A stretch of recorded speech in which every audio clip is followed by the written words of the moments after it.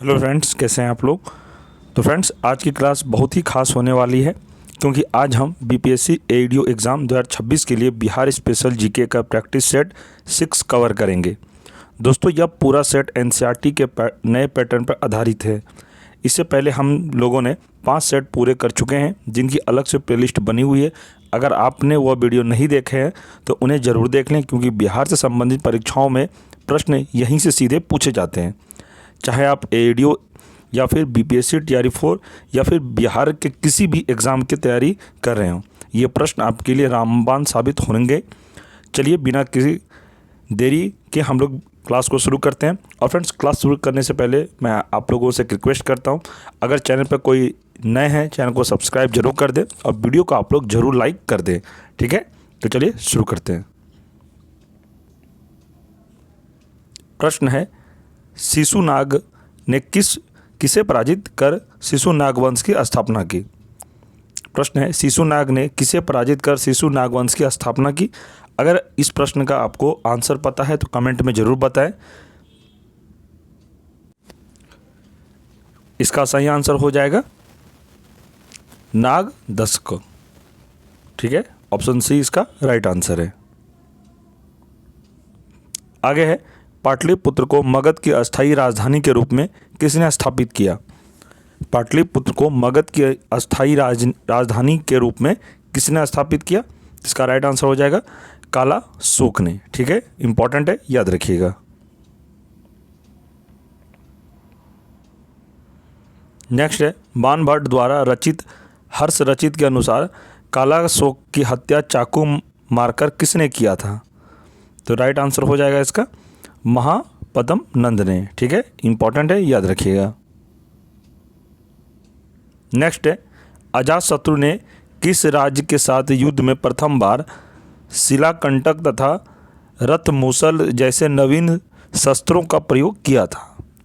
तो आंसर हो जाएगा इसका वज्जी का प्रयोग किया था। ठीक है,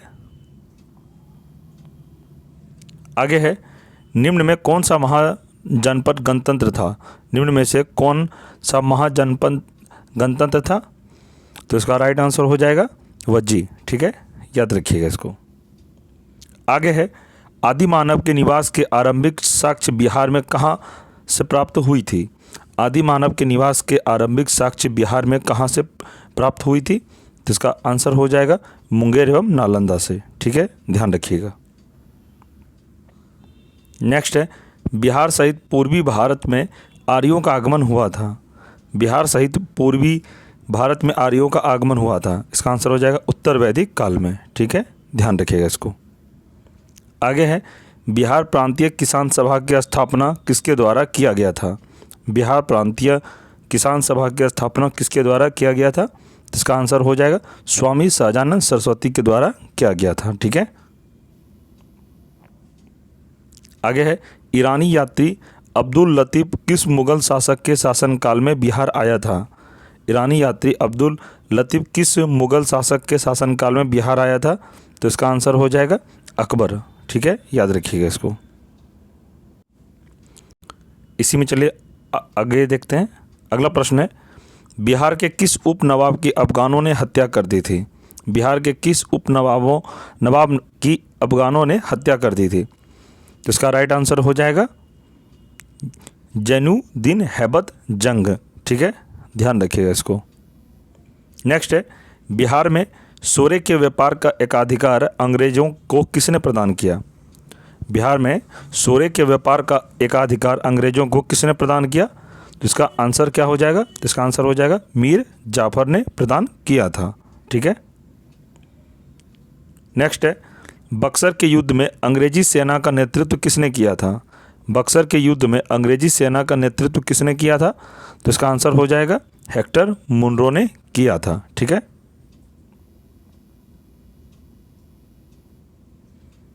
आगे प्रश्न है, 1857 के विद्रोह में कहाँ के पुलिस जमादार हसन अली खान को फांसी की सज़ा दी गई थी। 1857 के विद्रोह में कहाँ के पुलिस जमादार हसन अली खान को फांसी की सज़ा दी गई थी। तो इसका राइट आंसर हो जाएगा तिरहुत। ठीक है, तिरहुत इसका राइट आंसर होगा। ठीक है, ध्यान रखिएगा इसको। आगे प्रश्न है, निम्न में से कौन सा व्यक्ति बिहार में होम रूल लीग से संबंधित नहीं थे? प्रश्न को समझिएगा पहले। प्रश्न कह रहा है निम्न में से कौन सा व्यक्ति बिहार में होम रूल लीग से संबंधित नहीं थे। ये नहीं वाला प्रश्न एग्जाम में काफ़ी कंफ्यूज क्रिएट करता है, तो आप लोग प्रश्न को अच्छे से पहले पढ़ के उसके बाद ही आंसर को लगाना है, ठीक है। तो इसका आंसर क्या हो जाएगा? इसका आंसर हो जाएगा राजेंद्र प्रसाद, जिसमें से कि होम रूल से संबंधित ये नहीं थे, ठीक है, ध्यान रखिएगा इसको। आगे है अखिल भारतीय कांग्रेस का 37वां अधिवेशन बिहार में कहाँ आयोजित हुआ था? अखिल भारतीय कांग्रेस का 37वां अधिवेशन बिहार में कहाँ आयोजित हुआ था? तो इसका आंसर हो जाएगा गया में। इम्पॉर्टेंट है, ध्यान रखिएगा। नेक्स्ट है बिहार में राजनीतिक पीड़ित दिवस कब मनाया गया है? बिहार में राजनीतिक पीड़ित दिवस कब मनाया गया है? तो इसका आंसर हो जाएगा 10 अगस्त 1929 को, ठीक है, ध्यान रखिएगा इसको। आगे है 1934 में पटना में स्थापित बिहार सोशलिस्ट पार्टी के सचिव कौन थे? 1934 में ईस्वी में पटना में स्थापित बिहार के सोशलिस्ट पार्टी के सचिव कौन थे? तो इसका आंसर हो जाएगा जयप्रकाश नारायण थे, ठीक है, याद रखिएगा इसको।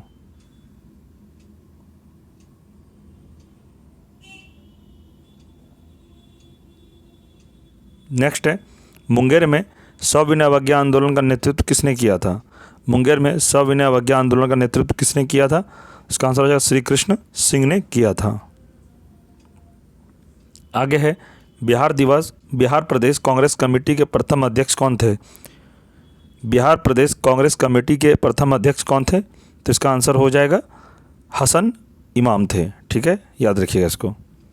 आगे है बिहार में स्वराज दल का गठन किसकी अध्यक्षता में हुआ था? बिहार में स्वराज दल का गठन किसकी अध्यक्षता में हुआ था?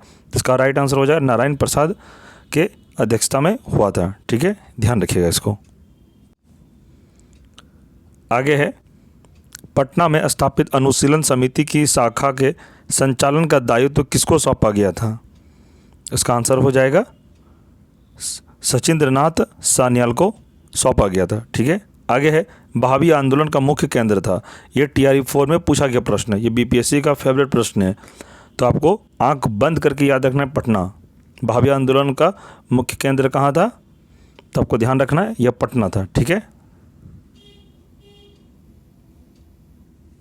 आगे है द बिहार हेराल्ड के संपादक निम्न में कौन थे? द बिहार हेराल्ड के संपादक निम्न में कौन थे? तो इसका आंसर हो जाएगा गुरु प्रसाद सेन थे, ठीक है।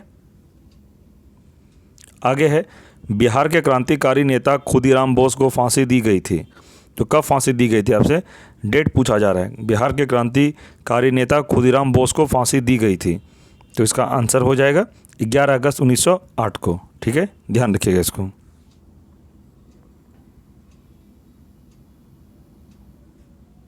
नेक्स्ट है किसकी अध्यक्षता में वर्ष 1937 में छात्रों के राजनीति में रुचि लेने के लिए अखिल भारतीय छात्रा दिवस मनाया गया था?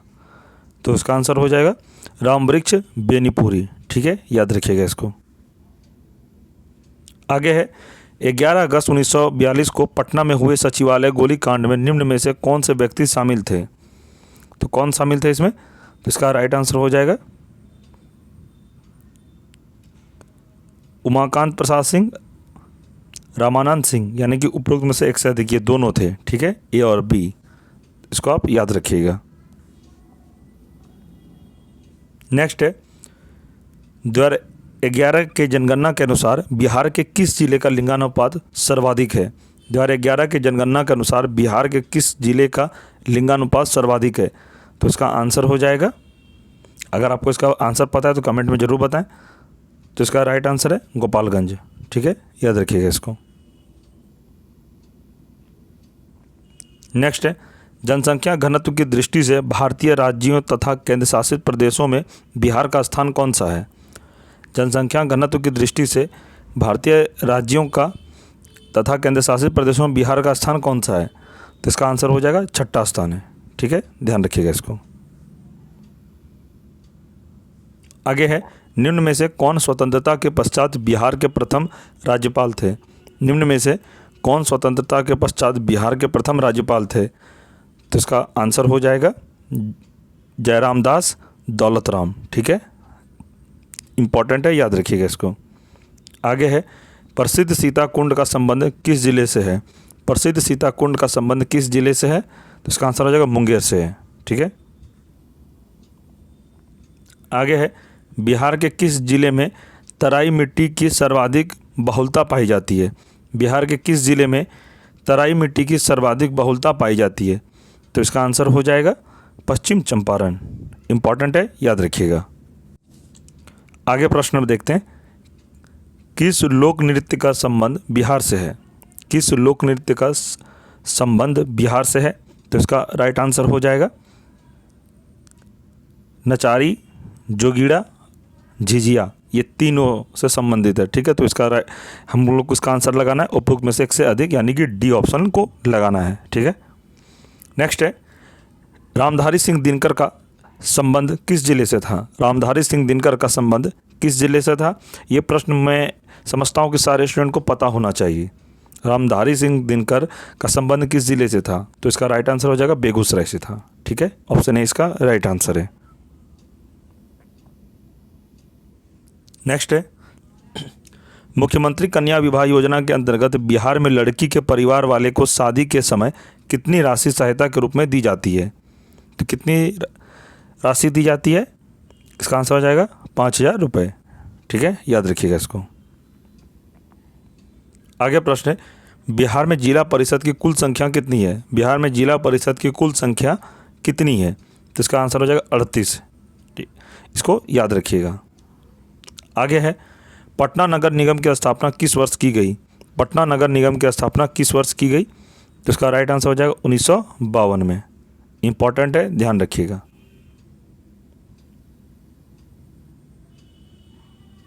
प्रश्न है संविधान के किस अनुच्छेद के तहत महाधिवक्ता को विधानसभा में बोलने तथा कार्यवाही में भाग लेने का अधिकार है परंतु मत देने का अधिकार नहीं है?